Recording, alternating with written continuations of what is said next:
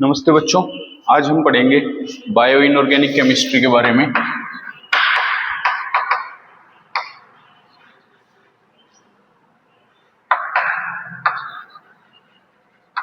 Bio inorganic chemistry क्या होती है बच्चों? बायो इनऑर्गेनिक केमिस्ट्री क्या होती है? इनऑर्गेनिक के मेटल आयंस हो गए या इनऑर्गेनिक के जैसे हैलाइड आयन हो गए, क्लोरीन आयन, आयोडीन आयन या फॉस्फेट ग्रुप, इस तरीके की जो, या फिर मेटल आयन, आयरन हो गया, कोबाल्ट हो गया, magnesium, calcium, sodium, potassium etcetera, जो हम इनऑर्गेनिक में पढ़ते हैं मेटल्स को या अनायंस को, उनका बायोलॉजिकल सिस्टम में क्या रोल होता है वो केमिस्ट्री हमें कौन बताती है? Bio inorganic chemistry. तो इसमें हम मोटे तौर पे जो हमारे सिलेबस में है वो मेटल्स का ही रोल दिया हुआ है सिलेबस में। इनके बारे में हम रिलेशन पढ़ेंगे कि जो जैसे आयरन है, कोबाल्ट, मैग्नीशियम, सोडियम, पोटाशियम, या फिर हेलोजन्स में क्लोरीन है, आयोडीन है, फॉस्फेट ग्रुप एटसेट्रा, इनका बायोलॉजिकल सिस्टम मतलब जो लिविंग ऑर्गेनिज्म है, ह्यूमन हो गए, मैमल्स हो गए या प्लांट्स हो गए, एक्वेटिक क्रिएचर हो गए, इन सब में जो लिविंग ऑर्गेनिज्म, चाहे वो पेड़ पौधे हो, चाहे वो बैक्टीरिया हो, चाहे वो कोई भी लिविंग ऑर्गेनिज्म हो, चाहे वो एनिमल्स हो, उनमें इन मेटल्स आयन का या फिर इनऑर्गेनिक के जो भी ग्रुप्स हैं, इनका क्या रोल होता है, ये बायो इनऑर्गेनिक केमिस्ट्री में बताया गया है। तो सबसे पहले तो ये जानना जरूरी है, जैसे आप लोगों को पता ही होगा कि ब्लड जो है उसमें आयरन होता है, या फिर जो आयोडीन है, आयोडीन की कमी से घेंगा रोग हो जाता है। तो इस तरीके से कई सारे हमारे इनऑर्गेनिक के एलिमेंट्स हैं जिनका बायोलॉजिकल सिस्टम में बहुत ज्यादा रोल होता है। मैग्नीशियम है, वो आप सबको पता होगा कि क्लोरोफिल जो होता है उसमें मैग्नीशियम पाया जाता है। बोन्स जो हैं वो कैल्शियम की बनी हुई होती हैं। इस तरीके से इनऑर्गेनिक मेटल आयंस का या इनऑर्गेनिक का बायोलॉजिकल में जो भी यूज होएगा वो हम सारा का सारा बायो इनऑर्गेनिक केमिस्ट्री में पढ़ेंगे। तो सबसे पहले इसमें दो प्रकार के एलिमेंट हैं, bulk and trace element. Bulk and trace element पे भी हम बाद में जाएंगे। इससे पहले हम ये देखते हैं कि असेंशियल एंड नॉन असेंशियल।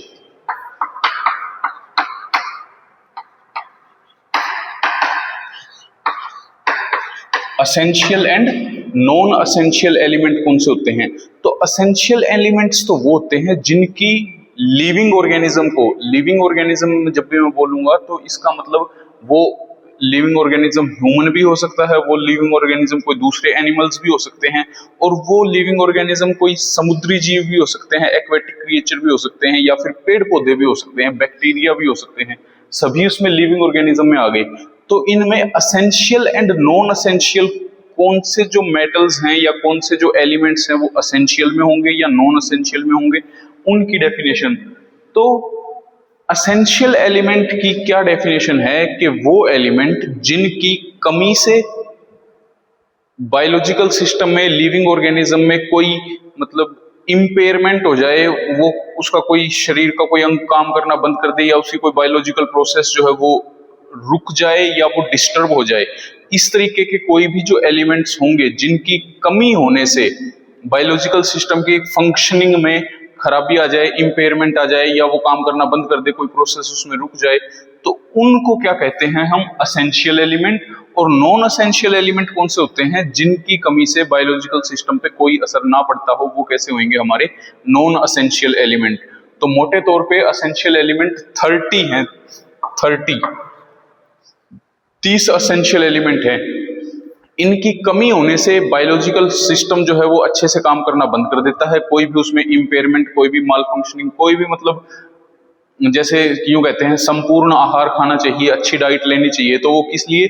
क्योंकि उसमें सारे एलिमेंट आ जाएंगे, तो फिर वो हमारी बॉडी को अच्छे से फंक्शन रखेगा, कोई भी मतलब खराबी नहीं आएगी, कोई बीमारी नहीं होगी। इस तरीके से अराउंड 30 असेंशियल एलिमेंट्स हैं। असेंशियल एलिमेंट्स में जिनकी कमी से कोई बीमारी शुरू हो जाए, कोई फंक्शन बॉडी में कोई फंक्शन खराब हो जाए, या कोई अंग जो है वो काम करना बंद कर दे, कोई बायोलॉजिकल प्रोसेस रुक जाए, वो असेंशियल। और फिर अगर वो वापस से हम खाना शुरू कर दें, वापस से उसकी इनटेक को दोबारा से रेगुलराइज कर दें, उसकी कमी को अगर हम पूरा कर देते हैं, एलिमेंट की कमी को, तो फिर क्या होगा, वो जो इम्पेयरमेंट हुई थी, वो जो बॉडी का कोई फंक्शन खराब होना शुरू हो गया था, वो फिर दोबारा से या तो ठीक हो जाए या फिर और आगे फर्दर खराब होना बंद हो जाए। वो असेंशियल एलिमेंट होते हैं, और जिनकी कोई जरूरत नहीं होती वो नॉन असेंशियल एलिमेंट होते हैं। इसके बाद नेक्स्ट है bulk and trace. Bulk and trace में क्या बताता है कि जिनकी रिक्वायरमेंट लिविंग ऑर्गेनिज्म को ज्यादा क्वांटिटी में हो वो बल्क एलिमेंट्स में आएंगे, और जिनकी कम क्वांटिटी में रिक्वायरमेंट हो उनको ट्रेस एलिमेंट्स में पढ़ेंगे। फॉर एग्जांपल जैसे कार्बन, ऑक्सीजन, हाइड्रोजन, नाइट्रोजन, ये जिनसे हमारी बॉडी बनी हुई है, यूं लगा लो, या जिनसे लिविंग ऑर्गेनिज्म बने हुए होते हैं, ये हमारे बल्क में आते हैं। जबकि ट्रेस में कौन आएगा, जिनकी हमें कम रिक्वायरमेंट हो, जैसे आयरन, सोडियम, पोटाशियम। हालांकि बल्क में और ट्रेस में कोई बहुत शार्प बाउंड्री लाइन नहीं होती, क्योंकि कोई एलिमेंट हो सकता है किसी के लिए वो रिक्वायर्ड हो, किसी के लिए वो रिक्वायर्ड ना हो, तो हो सकता है किसी के लिए वो असेंशियल हो, किसी के लिए वो नॉन असेंशियल हो। सिमिलरली हो सकता है किसी को वो ज्यादा अमाउंट में असेंशियल हो, ज्यादा अमाउंट में चाहिए हो, तो उसके लिए वो एलिमेंट बल्क वाली कैटेगरी में काउंट होएगा, और हो सकता है किसी के लिए वो कम अमाउंट में रिक्वायर्ड हो, तो उनके लिए वो ट्रेस एलिमेंट में काउंट होएगा। इसलिए बल्क की और ट्रेस की कोई शार्प बाउंड्री लाइन नहीं है, इसमें बीच में मैक्रो एलिमेंट्स भी हैं, ट्रेस एलिमेंट भी हैं, अल्ट्रा ट्रेस एलिमेंट्स भी हैं, जो और भी कम अमाउंट में चाहिए हों। इस तरीके से ये बल्क में और ट्रेस में बटे हुए हैं एलिमेंट्स, और असेंशियल और नॉन असेंशियल में भी डिवाइड किया जा सकता है इनको।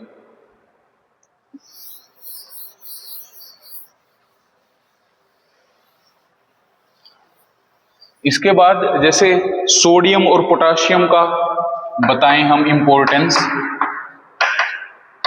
सोडियम आयन और पोटाशियम आयन, तो जैसे पोटाशियम आयन है, ये intracellular fluid,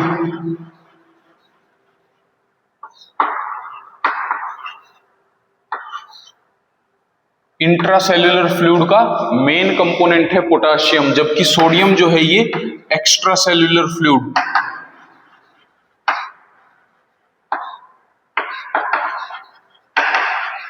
extra cellular fluid का मेन कंपोनेंट सोडियम आयन है, एक्स्ट्रा सेल्युलर फ्लूइड का मेन कंपोनेंट सोडियम आयन है, और इंट्रासेल्युलर फ्लूइड का मेन कंपोनेंट पोटाशियम आयन है। यानी कि जैसे जो सेल बनी हुई होती है, कोशिका जिसको बोलते हैं हिंदी में, तो कोशिका में पोटाशियम आयन जो है वो इंट्रासेल्युलर फ्लूइड में मेजर कैटायन है। मेजर कैटायन ज्यादा अच्छा शब्द है। और एक्स्ट्रा सेल्युलर फ्लूइड में सोडियम आयन मेजर कैटायन होता है। तो ये क्या करते हैं बच्चों, जैसे कई सारे फंक्शन करते हैं बॉडी में, जैसे नर्व एक्शन कंट्रोल करते हैं, या फिर एंजाइम एक्टिवेट करते हैं, डिफरेंट डिफरेंट टाइप के एंजाइम एक्टिवेटिंग। सोडियम और पोटाशियम क्लोराइड आयन के साथ मिलके ऑस्मोटिक प्रेशर रेगुलेट करते हैं बॉडी का, पसीना वगैरह आना। ऑस्मोटिक प्रेशर रेगुलेट करते हैं बॉडी का। और भी ये कई सारी फंक्शंस करते हैं ह्यूमन बॉडी में। इनके अलावा जैसे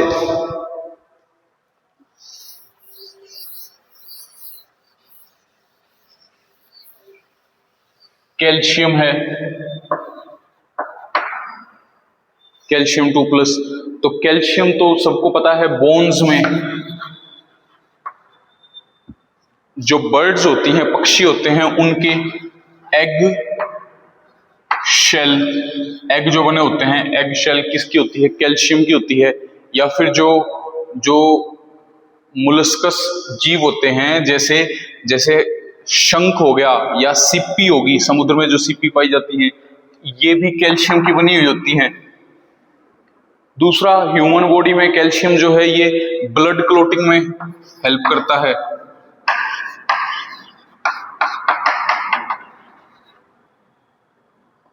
हार्ट फंक्शनिंग में हेल्प करता है,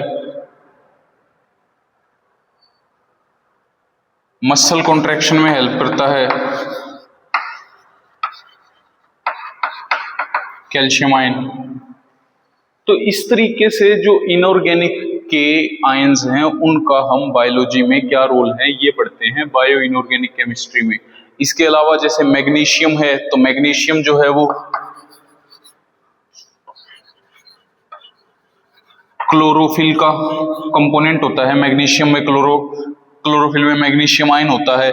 दूसरा जो आप लोगों ने सुना होगा बायोलॉजिकल सिस्टम में एटीपी, एडिनोसिन ट्राइफॉस्फेट होता है, एनर्जी रिच मॉलिक्यूल, जिसके हाइड्रोलिसिस से डिकम्पोजिशन से एडीपी बनता है और फिर एनर्जी रिलीज होती है। तो ये जो एनर्जी रिच यूनिट है ये भी मैग्नीशियम के साथ अटैच होके एडीपी में कन्वर्ट होती है और तभी ये एनर्जी दे पाती है।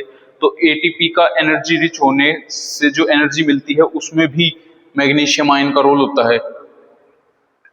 आज हम इतना ही पढ़ेंगे बच्चों, कल फिर हम लेक्चर में पढ़ेंगे दूसरे जो और एलिमेंट बच गए उनके बारे में, क्योंकि आप लोगों के सिलेबस में यूं मेंशन नहीं कर रखा कि कौन से मेटल आयंस जो हैं उनकी स्टडी करनी है। उन्होंने सिर्फ यूं लिख दिया सिलेबस में कि सम इनऑर्गेनिक एलिमेंट्स की स्टडी करनी है। तो जैसे कुछ हमने आज किए 2-3, बाकी हम कल करेंगे।